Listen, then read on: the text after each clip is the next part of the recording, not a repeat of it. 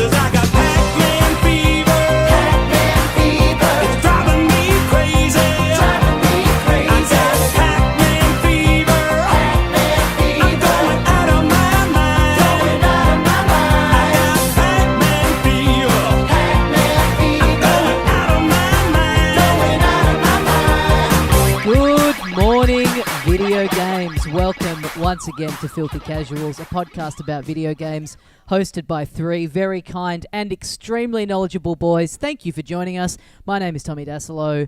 With me, as always... G'day, Tommy. It's Ben Vanel here. It's great to be with you in another of our mid-COVID episodes. With not much going on, we've decided to put on our press hats and do some journalism. And joining us on this episode, as always, it's our co-journalist, the kind and knowledgeable boy himself. I've got a different hat on today. My hat has a really big piece of paper in it that says professional historian. Oh! And you can't I have to turn my head around a full 180 degrees for you to be able to read the whole thing. It's a lot longer than just the word press, but it conveys exactly my intention for today, which is to professionally history.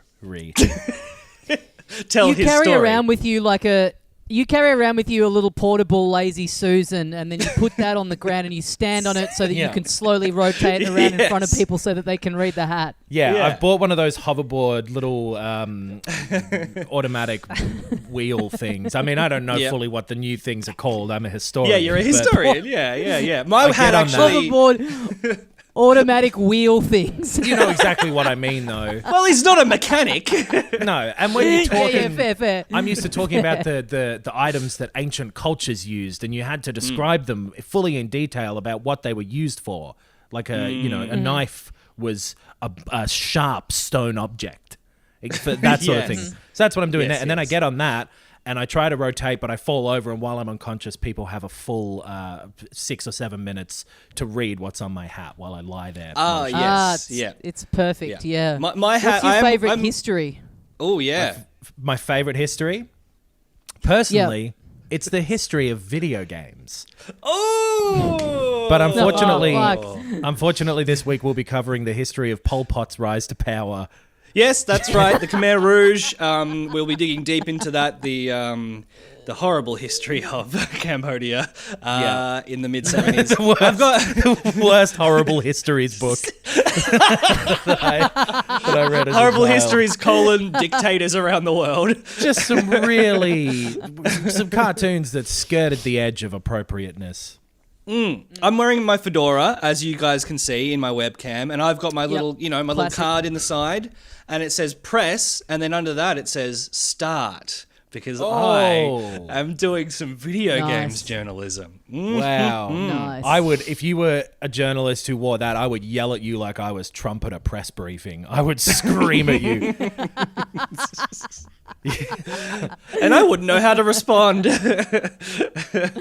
What's on your hat, Tommy? Oh, fuck. It's a toupee. That's a form of hat. I've decided to get into wigs in isolation. It's like, well, I don't have to be out in public getting ridiculed for it. By me just wearing it on conference calls with people, that's slowly acclimatizing them to it, so that once I'm out in the real world just wearing the toupee, people will be used to it, and I'll be able to skirt by undetected. I see you've still slid a piece of paper under the toupee that says press, which looks weird sticking out from what I assume is your real hair. Yeah, it's not. You can't see the full text though. It actually, the full text is depressed. Yeah. There's a second piece of hair that covers the duh at the bottom. It's kind of sweeping under. You've had to comb it. Yeah, exactly. Ironically, Tommy is the only one of us that is actually wearing a hat. Yeah, that is great insight for the listener. I'm sure they could have pieced that one together by themselves, but let it be known that I am wearing a hat. I've gone for the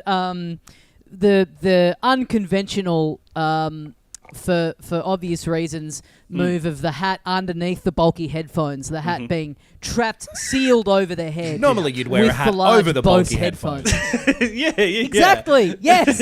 Yes. Normally you'd pick one or the other, but in these strange and uncertain times, I'll be damned if I'm giving you two the satisfaction of seeing the glint on my little forehead in your Zoom windows there.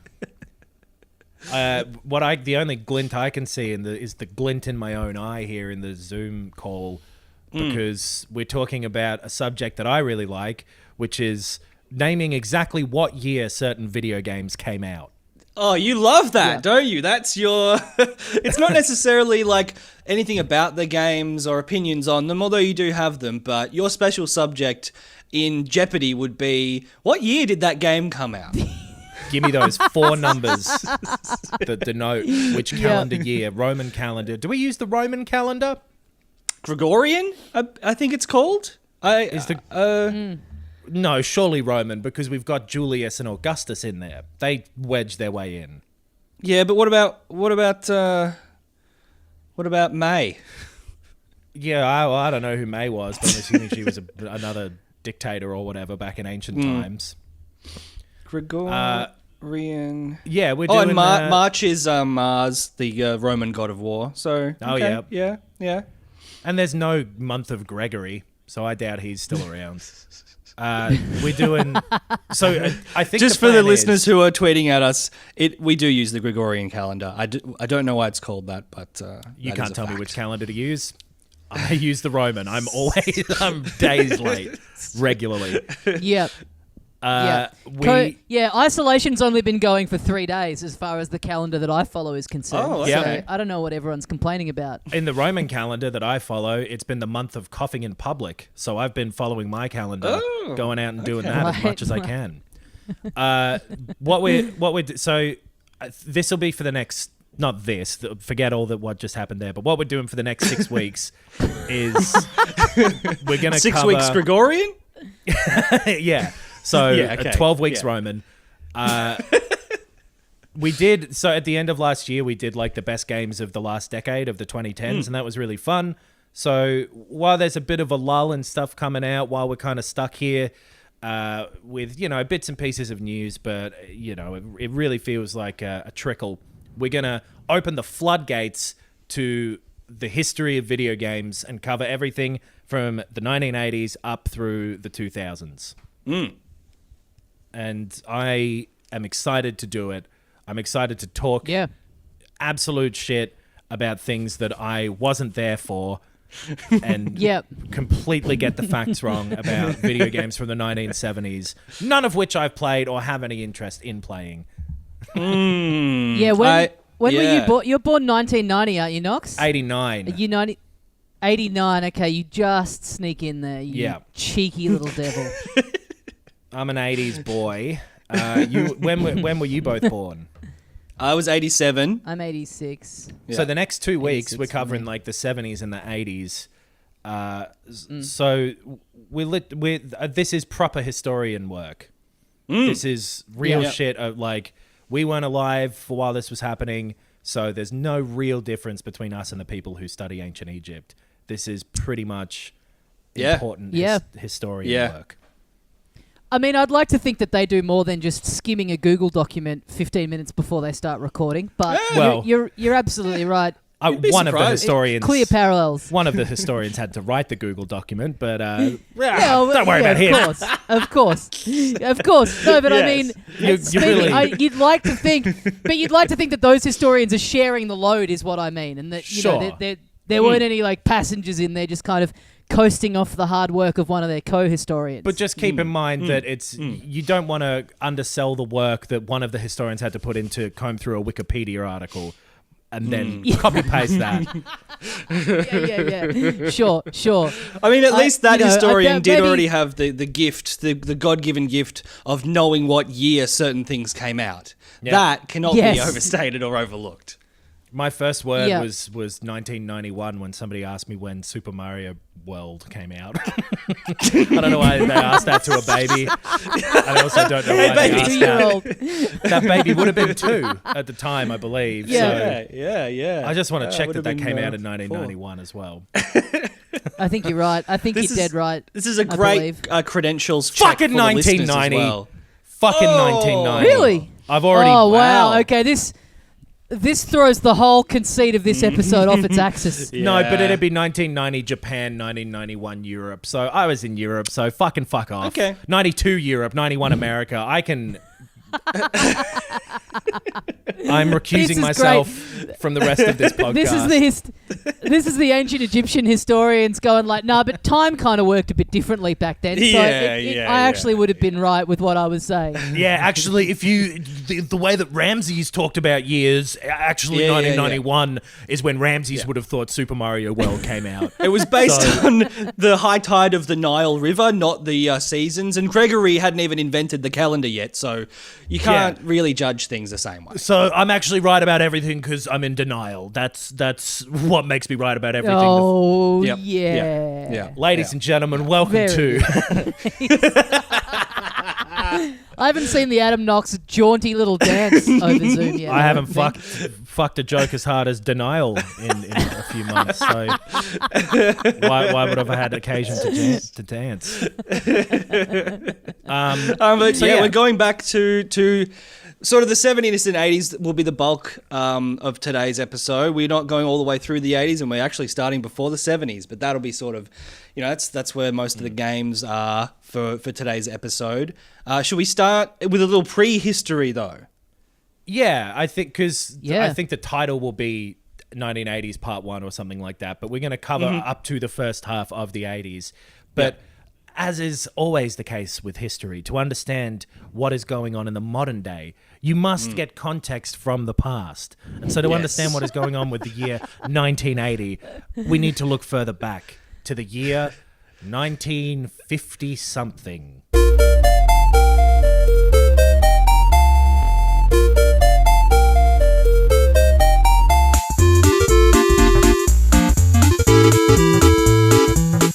Okay, great. Yeah, the Second World War was over, and in some number of years previously, the West was booming.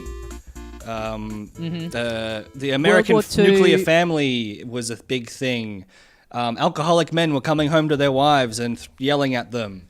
What a different world. Classic 50s stuff. That old nostalgia. World War that we II all- was over, and World War II was over, and a lot of men were thinking, God, I wish I could sit in my living room and pretend that I was in World War II and just let rip with some slurs at Yeah. other people Yeah. while I'm pretending to relive this experience. Yes. Where Yeah. is the device for me? One day we'll have we the don't- technology.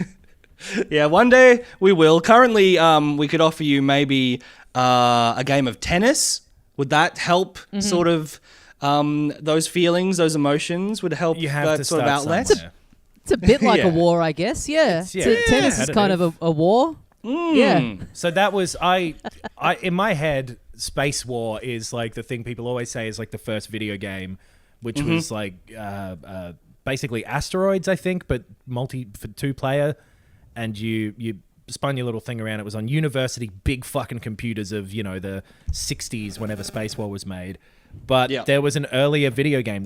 Technically the first video game was 1958, something like that. It might have been even early. It might have been 52. What was it called? 50. Tennis for Two, I believe, is the first sort of game that actually resembles a game, because there was other ones like print, like they were on computers, but they had sort of like print card readouts and shit like that. So it wasn't really a game that you would lump in with what we consider a video game. And the Tennis for Two thing, which is what it's called when you give head to Andre Agassi, is when you're 69 with Andre Agassi. I mean, he needs to be giving you head. He has to be giving you head at the same time. Yeah. Otherwise, Yeah, it's just a nice, generous tennis is what they call it. Yeah. But yeah, Love October all is 19 the other way of describing it. I believe. William Higginbotham, Bill to his friends, was made tennis for William two. Bill. Well, you don't know that. I'm going to call him Bill. Yeah, it was a bunch Yeah. of physicists. Could have been Higo. It was 58. You were, yeah. Yeah, I looked it up 6 minutes ago. But the the Brookhaven National Laboratory Open House is where Pong debuted after that, right? So I'm looking at two different things. But either way, tennis for two on like an oscilloscope, two little dots making another dot bounce between them. The very first actual video game. There've been arcade games and stuff like that with physical contraptions where you like turned a wheel to move a physical car that was just on like a pin to make it dodge mechanical things coming at it. There were arcade games that very closely resembled what digital arcade games would do later. Right. So, but this is the first video game. Parlor games, I guess they used to call them. Oh, yep, sure. But yeah, so an oscilloscope, for anyone who doesn't know and can't picture that, it kind of looks like a radar screen. If you've seen like, a movie about a submarine in the Cold War, it's like this circular thing with sort of grids and dots and bright lights. Very, very simple, obviously. It's monochromatic. It looks, it's strange. I didn't imagine it to look, it's like got dials and switches around the edge. Yeah. Like it's very, very... It looks like a piece of wartime technology, honestly. I think the oscilloscope, and I might be wrong here, and if I am, someone will definitely tell me, but I think they're generally used to measure electrical current coming into it and to be able to, like, they give you a little, like a sound wave looking thing. Right, or like a wobbly sine wave to tell you how strong a current is, something like that. Or maybe that's just how you control the display of an oscilloscope. But yeah, very old tube technology, like a circular display.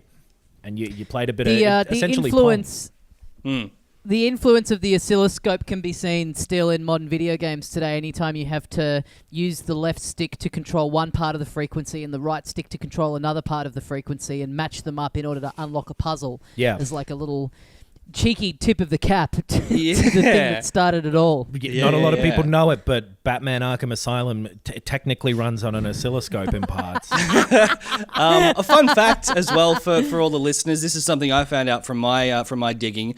You usually see a sine wave when he's saying hello to Newman. So,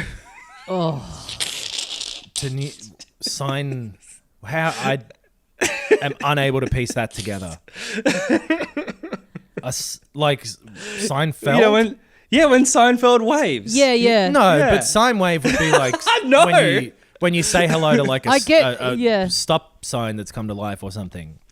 Oh yeah, okay, yeah. Or like and also he doesn't wave at Newman. He sees Newman. He just wants him out of his apartment. Yeah. There's barely one of the there's biggest no, things about their relationship is that it's icy. I've never seen the show, so And you've never read the full not going, title of the show. Hello, either. Newman. Never gotten far enough to realise that there's a feld at the end of Sign as well. You know those episodes where George is like, "Hey, Sign, what should we do today?" yeah, I call him Famously his Sign. nickname on the show. Hey, Sign. Just a fun fact I found out in my research. That's all. Just wanted to add that to the discussion. Right. Well, Sorry to shoot the messenger. Yeah. there was mainly that sort of game for the next like 20 years. So it was like, Yeah. or at least 10 or 15 things made on like big fucking university computers that were all networked together and that were the only computers in the world at that time powerful enough to do anything like this. The Oregon Trail was another one that is like still talked about today that was made on a university computer. Yeah. That Space War 1, things like that. But as you got into the 70s, arcade games started becoming a thing. And these are ones, when you get into the 70s, Pong came out in 1972, Breakout in 76, Space Invaders in 78, Galaxian in 79. Those are all ones that you still are like still emblematic of the idea of an arcade game. Yeah. The majority of people, if you ask them to, hey, quickly draw what you think an arcade game looks like, most people would draw like Space Invaders or Pac-Man, which is to come out in 1980. Yeah. Yeah, I think most people probably... I would say probably maybe the common perception is that I guess Pong is the first video game, but like mainstream, like that actually kind of feels like a game and has some degree of like story or whatever. Most people's brain probably goes to Space Invaders, Sure. in that it's got, Pong is just like tennis, just a very, crude simulation. But Space Invaders has like a, kind of a conceit to it, and there's like an element of, role playing and, imagining that you are this man in a spaceship or whatever it is. Sure, and like it progresses in difficulty as you move on throughout the level. There's like the little mothership thing that'll come over the top. There's different, but that's kind of like a side quest in modern terms. But there's lots of more identifiably, video gamey shit happening in that. But then like the Oregon Trail is like a resource management simulator. And I was blown away that came out in 1971. That's something that like people were playing in schools in the US at least when they were, if they were our age, if we'd have grown up in the US, we'd have played the Oregon Trail back when we were kids in school in computer. Well, that's the class or insane whatever. thing about like say a Breakout coming out in the early 70s is there were games like, like slightly updated but barely updated versions of it that I was playing in the early 90s as a kid. Like that sort of span of time, that from the inception of games to like when we were old enough to be aware of the world, games did not advance in a significant way, at least on the surface. Right. Or there was still, I guess it had turned like Breakout and Space Invaders and Pong and that sort of shit had turned into being a nostalgic thing by the time I was a kid. So they were still around, but in the same way that your like fucking SNES minis or your PlayStation classics or whatever are around now, it was maybe closer to that. Yeah, you'll still today like be in a fish and chip shop and see one of those like tabletop machines that's got like 20 of the games loaded on it. Yeah. See someone chucking 20 cents in to have a game of Space Invaders. Well, because It's still out there. And most of these, I don't think they were really dedicated arcades or anything at this point. They probably were in some places, but a lot of these were in like the corner of a pub and that sort of thing. They were put in there the same way like a pinball machine would be, where it was a little entertainment thing in a general entertainment venue. Video games weren't really their own kind of unique or separate thing that people would focus on in the way that they do now. Yeah. I know my dad. It's funny that... I know my dad was like one of the people who was really into pinball, and he was born in 1960, so... by the time he was getting into pubs, it was 1974, and he was playing. But he was like, played pool and played pinball, and played Pong. Like he was super into those sort of things. Like you mentioned parlor games before, Knox, but like pub games, something to play, while you're waiting for your parma to be served. They were just like chucking I wonder how much they cost to play. Actually, I don't know. I don't know, but there's nothing better than going out on a Saturday night in 1978 and having a bit of a parlor and a parma. Oh, yes. God, I would love to go to a pub with a fucking anything there. Who cares about fuck the video games? I would love to go to a pub again. So Yes. Yeah. Yes. Yeah. how good would that be? I'd love to be in a room that's not this one. Yeah, that's sick. Yeah. Wouldn't it be nice to just interact with anyone? Anyway, the 70s had some video games sort of, and more significantly to like the modern day, I would say, is that the Atari 2600 was launched in the 1970s. That motherfucker came out in like 77, I believe, and so that there had been other home consoles at that point. I mean, maybe we're getting away from ourselves here. Well, maybe we'll talk about that later. But a lot of stuff started happening in the 70s is the point. So to talk about the 80s, you have to talk about the 70s. If you dare fucking say anything about the 80s to me without talking about the 70s first, I'm walking away. Can I just say, it's very funny that like one of the first game, as we talked about before, is Tennis for Two. First of all, that's just tennis. It's just called tennis. Yeah. That's default tennis. Yeah. And so then one of the very next ones that gets made is Pong. Essentially the same thing. Like I imagine anyone on the ground at the time going, okay, so is this all we're going to ever use this technology for? Is this, imagine if people had never gotten out of that rut, and we've got these we've all got like an Xbox and a Switch and a PlayStation 4, these like powerful consoles, but all that's coming out on it is just different tennis games. There's still like people scratching their heads going, there must be some other way to use this tech. There's the fact as well that like the first game was Tennis for Two, and then Pong came along, completely stole its ideas and got way, way bigger. Things are still exactly the same as that in video games today. Yeah. Like Pong's Fortnite. Pong is the Fortnite to Tennis for Two's PUBG. Yeah, completely. It's just always been the way it is. Activision released Badminton for the Commodore 64. Yeah, and everyone you've just gotta- played that for about 3 months, I guess. You have to buy a second arcade game to unlock the badminton rackets. You have to have the two machines sitting there next to each other. The second one was called... I can't think of a thing for DLC that could have worked in an old time, but you get what I'm doing here. You get it? Yeah. Yeah. So this was the like peak-ass peak of arcade games in the public consciousness, really, because you had... So there were like these home consoles coming out, like the Magnavox Odyssey, which I have really very little knowledge of any of these types of very old pre-Atari consoles. A lot of them played just one game on them, so you'd buy a thing, or it might have like 6 games that you could switch between, and one of them used a gun and whatever. But you had stuff sort of starting to bubble up. But when the 80s hit, arcades got massive. So we've talked about the 70s enough for me. That'll do. We've paid it its due. Yep. It's time to move into the bright lights and the loud beeps of the 1980s arcade.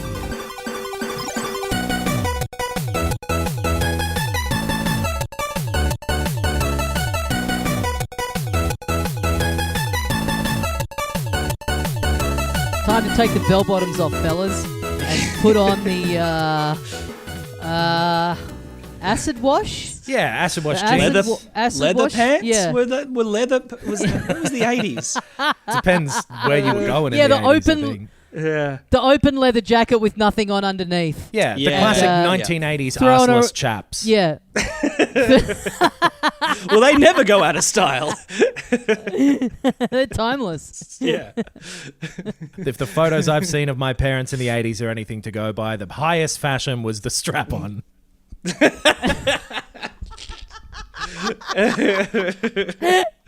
Everyone was wearing them back then. Yeah. Yeah. But yeah, so 1980 rolls around, and in comes he is using his mouth, I guess, to propel himself. In comes the big boy of arcade games, Mr. Pac-Man.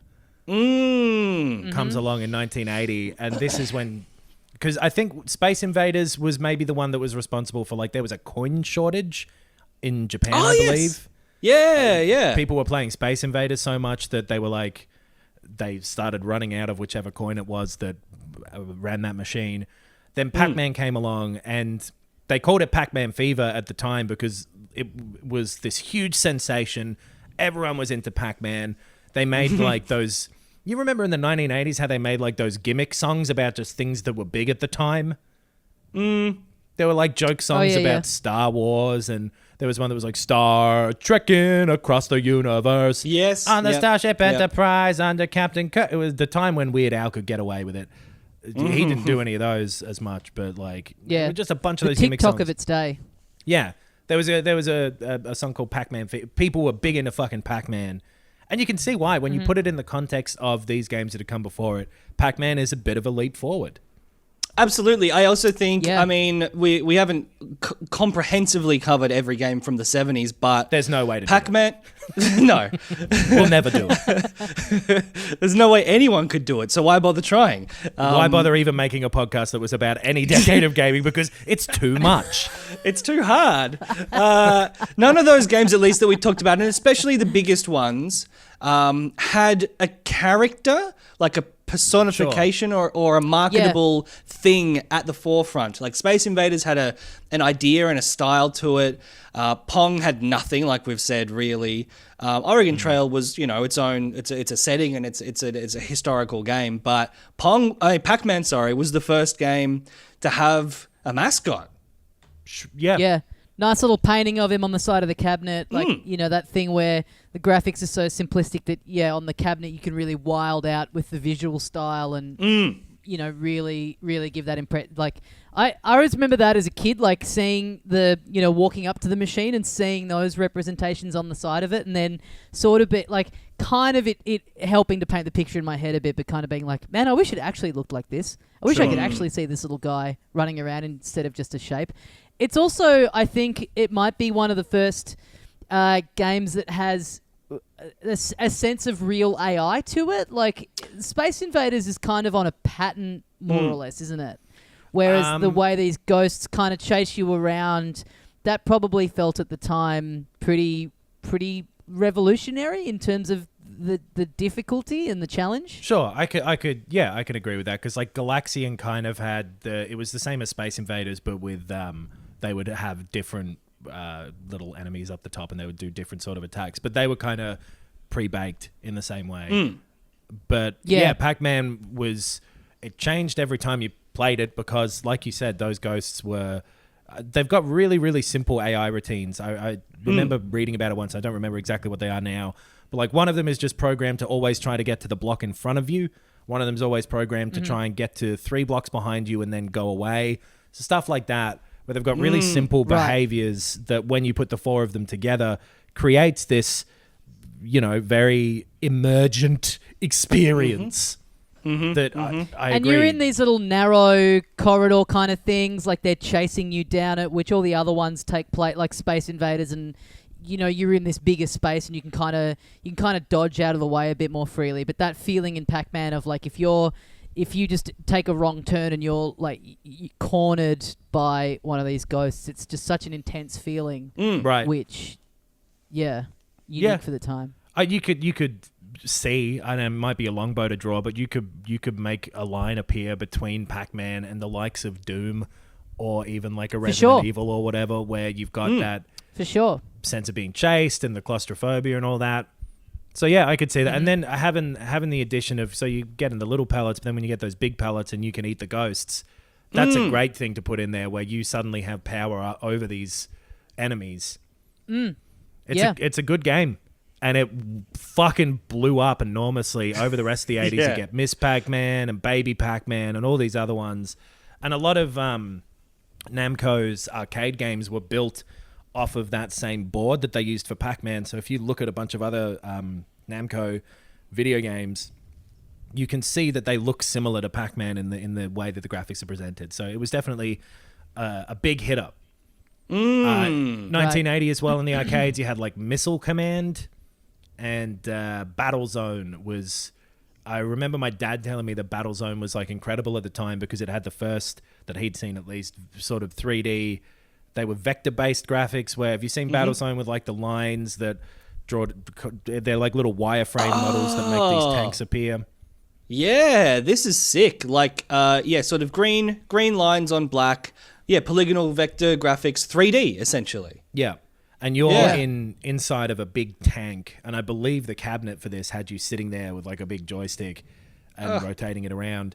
Because that was the other thing that I do miss about the arcades and the way that they don't exist today. And you got more and more of this as the 80s went on. But the big fucking cabinets where you would have to sit down and pretend to be in a race car. Like in 1982, Pole Position came out, which was one of the, I think maybe the first kind of behind-the-back racing games. And you would sit there in your cabinet and you would drive around and you'd love 1982. You'd just be all about the year 1982. Duran, who's that, I think? You wouldn't even know at the time. What a time. But just touching on, Tommy, your fascination and love of the Pac-Man arcade cabinet itself and the drawings on it and the sort of that extra level of imagination it sparked. I looked up the Pong Cabinet, the original Pong Cabinet. Now, this is the first game. It's incredibly simplistic. If you're making a cabinet for it, you can put anything on that cabinet you want to maybe evoke, tennis or a fun party. It's a blank cabinet. It's just a wood grain blank cabinet with like a mustard front plate. It couldn't be less evocative. You don't even have to cook anything up. It's all there for you. Yeah. The iconography, the style, the colors, it's all just there. Space Invaders, you've got to, okay, well, what can we make an alien look like? You've got to do a bit of work. But yeah, it's Pong, it's all laid out for you. That's a shame. To be fair, coming out of the 70s, fuck, they loved a bit of wood grain back then. Yeah, it looks like a car that my dad would have owned. It really does. Yeah. So does the original Atari consoles as well. Yes. They were wood grain as hell. Yeah. And it looks pretty cool. Bring nowadays. that back. Yeah. Why not? Well, because it doesn't actually look good. The fucking wallpaper that you had in the 70s was so awful. You know that the just like faded color, shitty pattern thing. I don't even know what the type of pattern it's called, but you know what I mean. Go watch that 70s show. You'll see it. But further into the 80s, Nintendo starts really amping up their game. I think they put out some shit beforehand, little individual consoles or something like that Nintendo had put out early days. But in the 80s in the arcade, they started really hitting big. They put out Donkey Kong. They put out the original Mario Brothers, Balloon Fight, Punch Out. You got all of those sort of things coming out of Nintendo in the 80s. So they're big dicks swinging around. Is Donkey Kong, that's got to be their first big hit, right? I think so, yeah. Yeah. Yeah. And Donkey Kong, in a lot of ways, was the one that kind of became the big sort of public consciousness game following Pac-Man. Then you had Frogger coming out. You had things like Dig Dug and Burger Time. These pretty big Burger Time is awesome. It's so good. It's such a fun game. Yeah. So the arcades were like pretty innovative. Stuff like Qbert came out, which was fucking weird, and I still don't understand what you're meant to do in Qbert to this day. It's more of a puzzle game, I've right? never gotten it. Yeah, I've never understood it. I think you're jumping around a 3D pyramid just trying to cover every square, and there's enemies, I think. I'm not entirely sure, but I watched a video of it before, and I think that's what you were doing in it. That's the magic of Qbert, though. No one knows. if you're one of the Qbert players, and he's swearing. Yeah, he's got that little asterisk right next to Q because he said fuck. Q fuckbit. Q fuckbit. Yeah. Laser or maybe discs. it's Q. It could be spelled Q-U-N-T, and maybe the UNT is. Oh yeah, like cunt. Yeah. Nice. You had some of those Laserdisc games start coming out around this time as well, which I think are really cool in like a historical artifact kind of way. Quarter Horse was the first one. I don't know much about what that is, but I think most people will recognize like Dragon's Lair and Space Ace. Yes. And those kind of just hit the button when it flashes on the screen, or else a movie will play of you dying.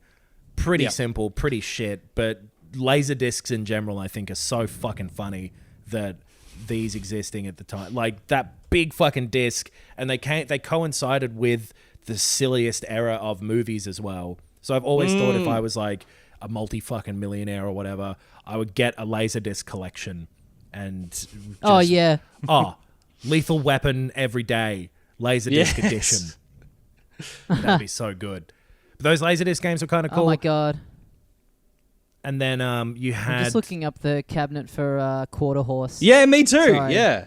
I got distracted by needing to find out what the fuck this is. Yeah, same. That is a shit-looking cabinet. It's awful. And the game looks even worse. Well, I guess that's why Dragon's Lair was the one that came along. Here we go. Tommy's sharing his screen. And it's forced me to go full screen mode. Yes. Yeah. Yeah. Look at this. It's another gross looking 3 kind models to choose from. Yeah. wooden cabinet. Not appealing to the eye. Yeah. And it just looks like a horse racing, like TV vision of a race, of a horse race. I guess you just like bash on the whip control probably. And it probably costs a quarter. But yeah, those Laserdisc games were kind of like cool as a side thing, but you know, they weren't the main thing. Something big that started happening around this time as well is you got licensed games. So there was an arcade game for Tron that was massive, and then a Star Wars arcade game that I actually played that is like the 3D vector graphics again, similar to Battlezone, and you go through like the fucking trench run and whatever. You do some Star Wars yes. Oh, cool. Yeah. I've seen vision of that. Well, I mean, looking at Battlezone earlier, it made me think immediately of Tron. What year? I'm just going to look up. Tron came out 2 years after Battlezone, the game came out, the film of Tron. Yeah, and I think the arcade game came out just before the movie did, even. Right, yeah, right. And I guess with the Tron arcade game, I think you were doing the motorbike racing, where you leave the sort of solid coloured walls behind you, and you crash into them or not. What do you reckon the development time is on these games back in the day? Well, for these arcade ones, probably, you know, not a tiny short amount of time, but we'll talk about later how it was pretty easy to shit out a bunch of 80s video games in the early 80s. Yeah, I don't think it was... I mean, obviously it was nowhere near comparable to what you do today. A lot of these games had one person make them or 5 people or whatever. Yeah. I guess the hardest part of something like a Donkey Kong would have been that like you're doing kind of this thing for the first time. So probably a big bulk of it is just the trial and error of just testing it and being like, oh shit, this makes him fall through the floor. Well, okay, with arcade games as well, they've got to have like hardware engineers working on it because you're physically making a new board. Yeah. So it was a very different process to making a game today. Making arcade games in general was different because they had... I've started reading about this recently for some reason, but like... So that so for example, Namco made the Pac-Man board that was for Pac-Man, but then a bunch of other games that Namco put out after that were based on that same board and can just run on the same board. So they were manufacturing a Pac-Man board and then reprogramming it to be fucking whatever else they wanted to put out. Similar with Capcom did a similar thing with I don't know if 1942 was the board, but they had these thing called like the Capcom Play System, CPS 1, 2, and 3, and that would be the jumping off point for every game that came out during a certain era of Capcom putting out arcade games. And yeah, 1942 came out in 84, and that was one of the first funny to think of shoot 'em up games. Sorry. No, I'm just talking about Capcom's start. Capcom started at some point. There you go. Yep. And they had a big hit with 1942. Confusingly, it came out in 1984. I mean, like, what year is it? Well, currently it's 2020. I did have to think about that for a second. I nearly said 2019. God, imagine. Wouldn't that be nice? Take me back. Anyway, sorry, Tommy. What were you going to say? It's funny to think of it taking a little while to work out that they could reuse boards for multiple games, as if it's a comparable thing like in making movies and just like building a new camera every time you make a new motion picture. Like, I guess, just computers and shit were different at the time. Like the rapid change in how computer technology worked from 1980 through to like 2000. Those 2 decades in particular was fucking enormous. And probably through to 2010 as well. I feel like, and maybe I'm wrong, but things have like slowed down a little or just gotten to be... There's been a very obviously viewable upgrade path that you could have quite handily predicted in 2010.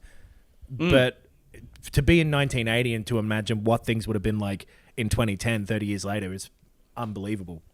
Yeah, I guess the fact that like you could be in 1980 and not be able to accurately predict what things would be like in 1983 is sort of like maybe that's fucking crazy as well, because like we kind of just mentioned, to be in 2019 and predicted how 2020 would have gone, no way of doing it. And if I hadn't been able to do it, I would have behaved differently but I would have become a karate champ so that I could learn to fight. Speaking of which, Karate Champ was like the first fighting game that ever came out, basically. So I think that's kind of significant.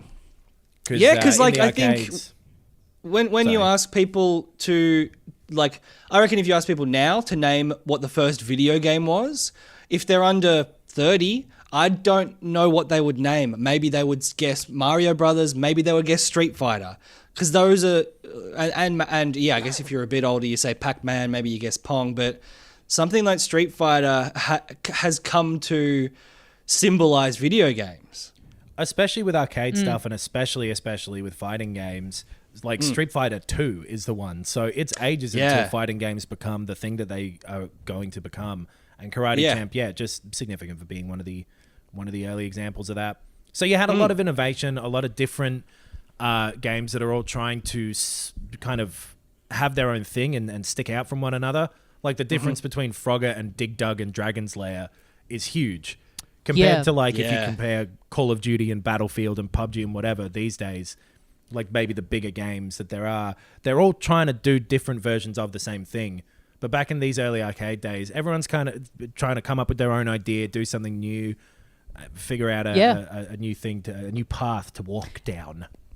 Everything new that comes out is like a new genre, and that's the thing I've always loved about these old games is like the idea of the developers sitting down and thinking like, okay, what's a hook? It's just basically like one idea, one really simple idea that's really easy to latch onto, that then just ratchets up in difficult. Frogger's one of my favorites of all time. Frogger's so good. And then compare that to fucking Pong. You know, things change and people are being very creative with it now.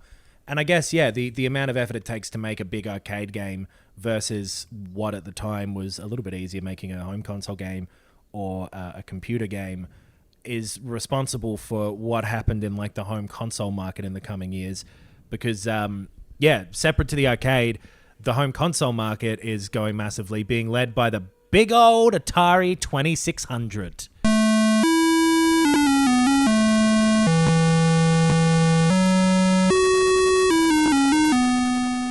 Yeah, Big dog. Atari still got all that bank from inventing Pong, right? Atari published Pong, so they have this pile of money, and they decide, we're going to be the innovators in home video games, and bang, the 2600 hits the market. And they did it. Like, there were a bunch of them, things that you haven't even fucking heard of these days, called like the Fairchild Channel F and the Bally Astrocade. Like, they had competition. Things that I have heard of called the Intellivision and the Vectrex, things like that. There were other people trying to get this same market, but Atari had that brand name recognition. You're right, Ben, from Pong and stuff like that. I think Centipede was them as well, Missile Command as well, maybe. So people knew them. And then they did swap the cartridge out. You can buy a new game. You've got your console, and a new game is contained on a cartridge. They all work with this console and this controller. It's got wood grain. You fucking love that at the moment. Here you go. Yeah. Have either of you ever played much of an Atari 2600? I don't think I've ever seen one in the flesh. No. Yeah. I believe we owned maybe one of the later ones, was like a 50-something or a 60-something hundred. They did a 5200 and a 76 or something hundred. 7800 It might have been maybe the 7800, because we also had one of those like big 5-inch B drive, floppy drive peripheral attachments for the Atari that we had. Right. Well, you might have had like an Atari ST or something then, because they had home computers as well that were right. So they made, I think the Atari ST was their equivalent to things like the Commodore 64 and whatever, which is a whole separate thing that we'll talk about later, all the computers and stuff in the 80s. But this was definitely a console though. Right. This plugged into the TV, and it just happened to have this massive library of games that we got from our cousins. Whether or not these were legitimate games is up for debate.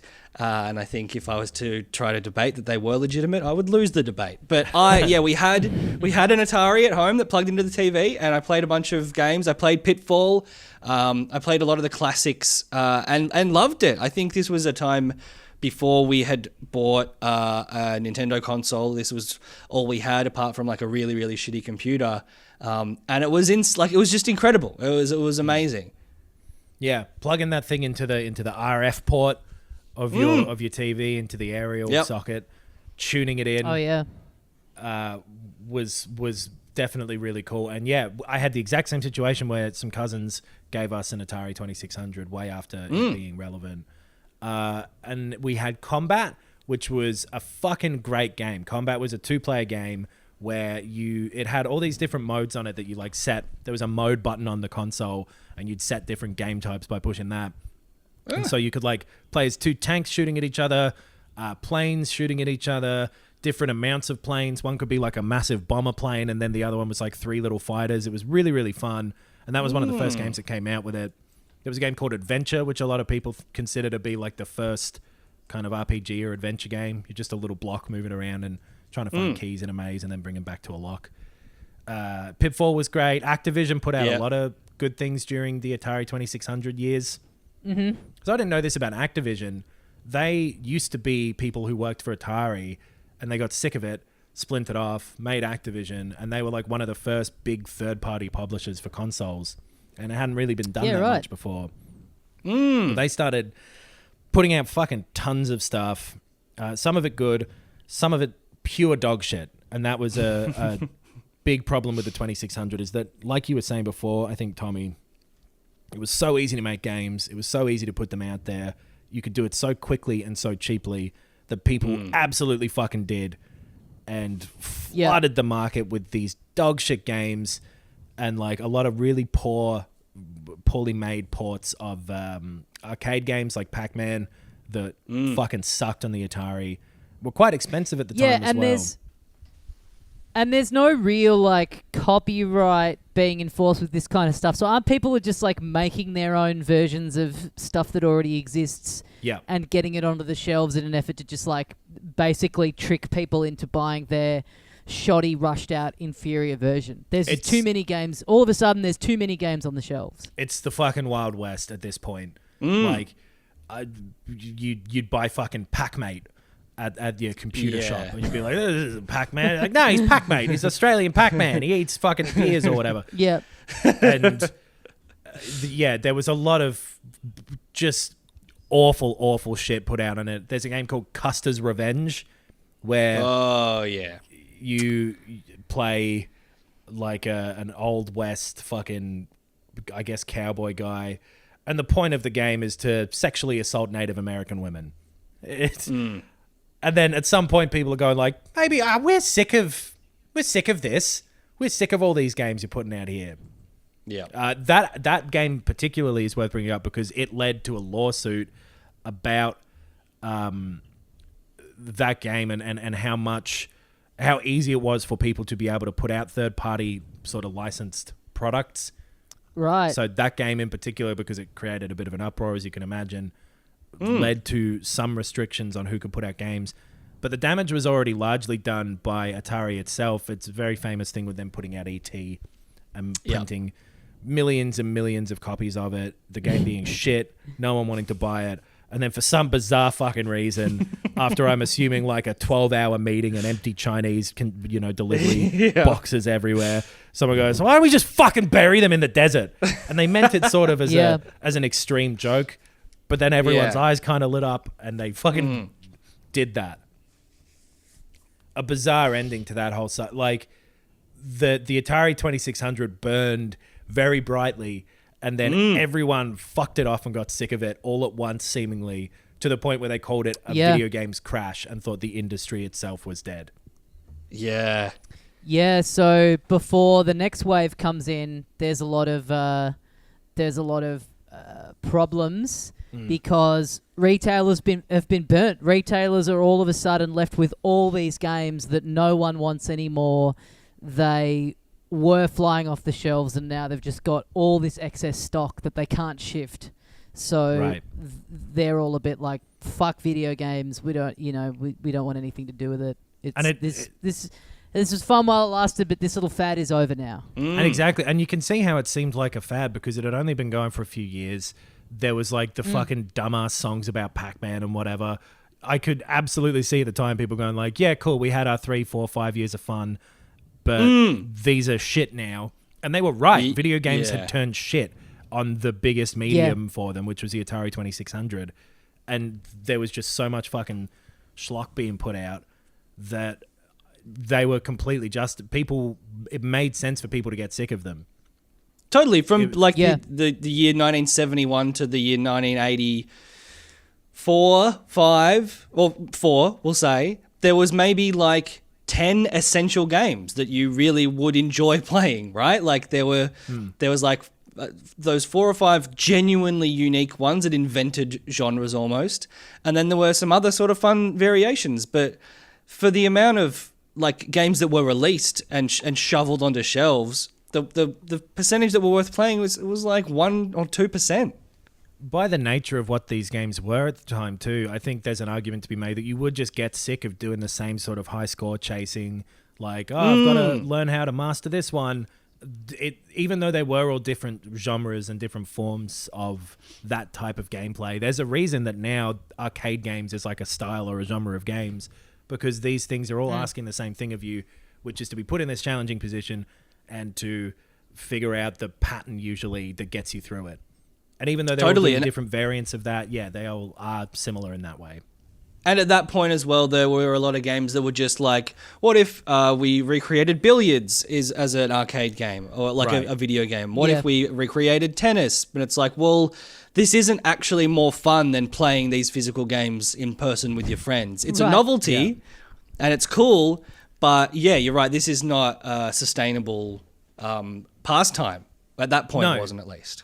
No, like along the side as well, worth pointing out that Nintendo had started putting out their Game & Watches, which were kind of among the first handheld video games as well, which is kind of cool. I remember I had a Bomb Sweeper and I had Popeye, given from the same cousin. Oh, and they were pretty cool. I never played a Game & Watch. I had Greenhouse and I had a Snoopy Tennis that Nintendo made. Snoopy Tennis for 2 is when you suck off Snoopy while you're in And Greenhouse, which was one of the, because there were 2, there were like the single screen ones, and then there were the ones that kind of like a clamshell thing that opened up, that went across 2 screens that again, for the time was just like, oh my God, this is incredible. And when they brought the DS out in 2004 later, everyone's like, oh, the fucking Game & Watch is back. That's cool. Yeah. So Nintendo were plugging along on the side with those things and working on their Famicom, which they put out. And that is the thing that kind of stopped the video game crash from happening properly, is that while people were sick of these consoles, along the same, or around the same time in the 80s, but off to the side, you had video games on home computers.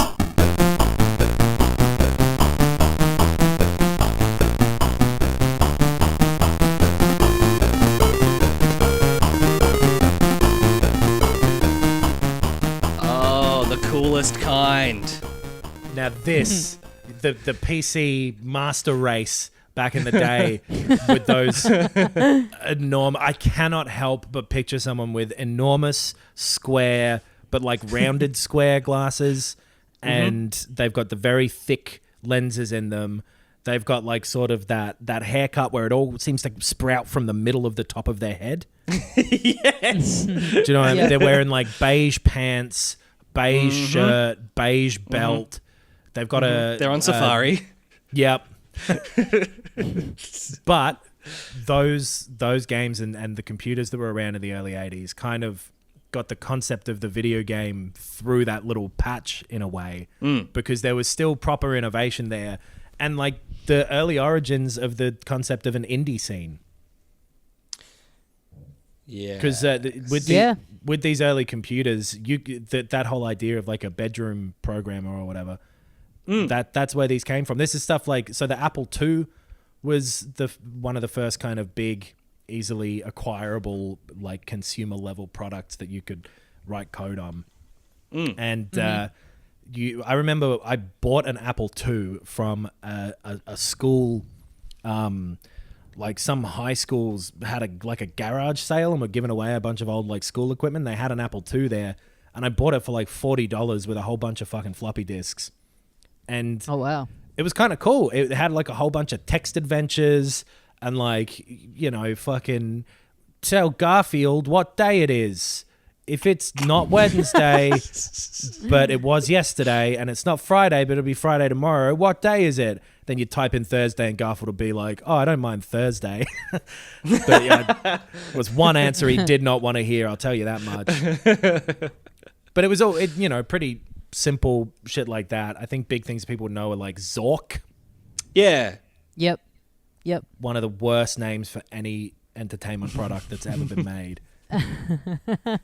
But then you had things like the Commodore 64 and the ZX Spectrum come along, and they were hugely successful computers that also could play games. And that was the big thing, is that the Atari 2600 didn't have any other function, but then these computers did. So it was easier to keep them in people's houses and keep people's interest in them whilst also putting out these games. Yeah. Yeah, I they're think not seen as a toy. They're seen as exactly. if you're a savvy tech person, An international business machine, if you will. It certainly helped me to persuade my parents to get a computer. It's for work. You guys can type stuff up on it, and there's word processing. And there happens to be a game on there called Ski Free, where you try to get past the abominable snowman. But, this is a legitimate piece of technology for a family. It genuinely helped a lot of people, I think, normalize video games. And the early 80s is the first time that having a computer in your house was really possible. Like, these were relatively cheap given what computers had been up until that point. So you could feasibly have a computer in the home, which was mind-blowing at the time, I assume. I was not alive, but I assume that would have been cool. Some of the big early computer games, Wolfenstein, the original one, which was like a stealth game. Yep. Zork and those sort of text adventures. You had like Ultima and Wizardry and a bunch of other similar kind of computer RPGs that were like adaptations of Dungeons and Dragons and shit. They were very, very big at the time. And also like Ultima and Wizardry came out and were developed in the US, and then were the direct influence for what created the genre that is now called a Japanese RPG. Final Fantasy and that sort of stuff was based off of people over in Japan playing these Western games, which I think is kind of cool. Yeah. Elite was another big one where you could explore space, but nothing really happened, and that would later lead to No Man's Sky. But you could. Oh yeah, very proud of himself. That was brave. Thank you. I was very brave then. The big thing about these, though, I think, and the thing that got people through it, was that they were easily and cheaply distributable. You could send them on a tape, just like a cassette tape or a floppy disk or whatever. They were very cheap to publish, and literally anyone could code them. And so they did. Like, Rareware started by making games for the ZX Spectrum back in the day, and it was just like those two brothers doing it in their bedroom. And there was a bunch of people like that, where it was like one person would make a game. Prince of Persia, which is years away, but that was programmed by one person. Right. So, yeah, the modern concept of an indie game that seemed like this kind of new thing that, like, wow, look at what modern technology's allowed us to do, was actually just a resurgence of an older thing from 20 years before indie games kind of started becoming a thing, which is kind of cool. Yeah, and the accessibility of the tools, which I guess kind of drifted away for a bit. Yeah. Which I get. Well, yeah, so part of the crash happening in games surviving means that they need to sort of start clamping down on the freedom of the availability of those tools. But I think that's kind of what we're going to cover in next episode. Right. Because I think with a lot Video games crash. with a lot of these sort of things, and more so with the future episodes, I don't particularly think there's any point in us talking about the pros and the cons of Donkey Kong. That game is so simple and so well known that I don't think we have anything to add there. So this episode in particular is like, here's how we got up to the point where these much more significant sort of, or like much more modern examples of games came out, because everything that happened pre sort of the NES does seem like a very different era to everything post the NES. Yeah, So I think a broad definition of video games from the era we've covered is sort of like a new and exciting interactive experience where your actions cause things to happen on a screen. By the end of that experience, you will have revealed an 8-bit drawing of a naked woman. I feel like that encompasses all of gaming up until about 1984. Yeah, Yeah. that's pretty much. And like, if you're talking about the history of movies, no one's going back and rewatching fucking the story of the Kelly Gang for fun. It's significant historically, but by the time Yeah. you get to Gone with the Wind, you're like, okay, movies exist now. Let's get going. Yep. Yeah. So we're still Yeah. in that sort of Yeah. formative time. I've Yeah. never touched a Commodore 64 or ZX Spectrum. I would absolutely love to fuck with those Yeah. on computers, and you can emulate all of this stuff Same, these yeah. days. But so yeah, the general sort of up until the mid 80s, video games were, like you said, Ben, this new thing that blew up. People experimented a bunch, but then sort of lost their direction with. People weren't quite sure where to go with it. There were a few Yeah. innovators on like computers, independent people, but as an industry, it wasn't really clear what direction to move in or who was going to spearhead that direction. And next week, I think we'll be doing a lot of talking about Nintendo for once. Yeah, now you can Yeah, find up out until why this Tommy's so point- obsessed with them. Up until this point, it's been the kind of the end of this little chapter is that the experience of games are, for the most part, this very repetitive, like high score focused, with some exceptions, but in talking about the strength of the arcades and everything that comes out is kind of just like little simple idea where you're just trying to be a bit more successful at it each time, and it like resetting at the start, and then so in terms of working out where it should go from here, then there's like a big leap to be taken, and the bits of these RPGs kind of filtering in, but We need to take a leap, do we? Well, then, how are we going to take a big leap? We need some sort of a jump man. Tune in next week, folks, and you'll understand what that was about. No, he was in Donkey Kong. We already talked about that. Well, he's coming back.